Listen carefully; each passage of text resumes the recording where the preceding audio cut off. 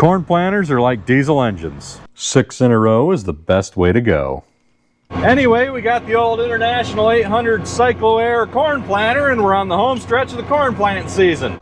A 7120 with front wheel assist is a little bit overkill for a 6-row corn planter, seeing as how we could probably pull this whole shooting match with our 574 loader tractor, but it sure is handy having power shift to pull a corn planter. There must have been a bad connection in the monitor wiring because the alarm was just going off constantly, but I think I got that taken care of. Let's see what the monitor has to say.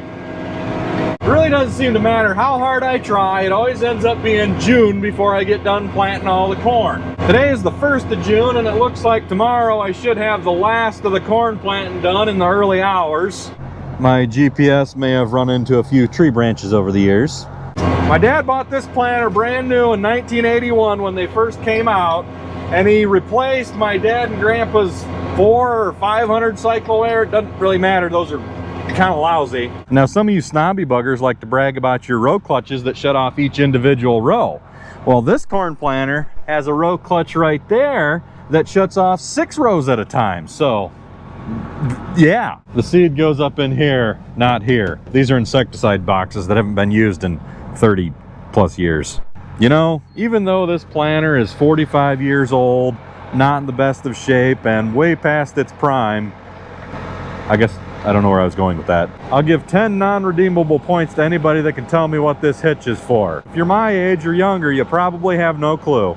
On the surface, this field looks drier than my sense of humor, but that's just because we've had a lot of sun in the last week and a half. Once you get down about an inch, that is quite, I don't know if you can see it, it's so sunny, but this is very, very wet, and it's actually quite cold. You see, if we had a more modern 12-row corn planter, I would get done too quick, and then I'd have to go out and slit all my neighbors' throats and run the rent up in the whole neighborhood so that I had enough acreage to justify having that bigger corn planter. And then, naturally, because I gained all that acreage, I'm going to need to get an even bigger corn planter in the name of efficiency. And then, well, I already got this big corn planter. I'm getting a little nervous because the corn planting's going really smooth this year. I mean, even the marker switch box hasn't missed. Well, the old planter still got it.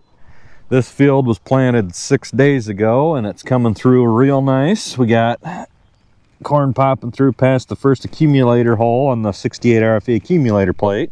This is planted 5 days ago, and we can row it pretty good here. Isn't all this just ugly? Wouldn't it be so much prettier with a data center or just acres of solar panels? Thanks for watching, folks.